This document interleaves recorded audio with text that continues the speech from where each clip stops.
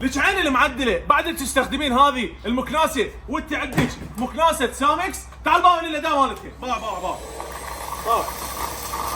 بسحبه واحده. باوع بسحبه واحده.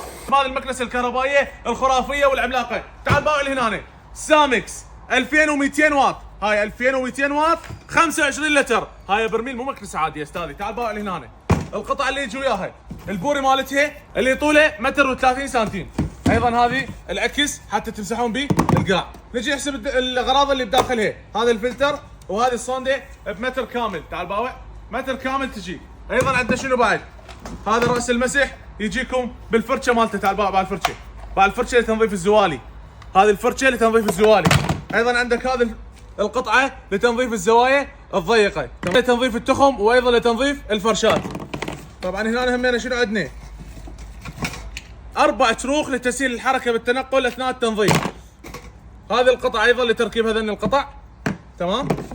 ونجي للماطور العملاق ابو 2200 واط. الماطور الخرافي. طبعا شنو ميزه هذا الماطور استاذي؟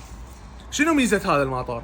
هذا مو بس سحب يعني مكنسه، هذا السحب ودفع، مكنسه وبلور بنفس الوقت. تعالوا خلينا نسوي لكم تجربه سريعه على ادائها العملاق. هذا شكلها الكامل وشوفوا الاداء. هذا السحب تجرى واحده بابا. بس رايح. شوف هنا بس صرف بابا. تعال باوع هنا بس راحه واحده بابا.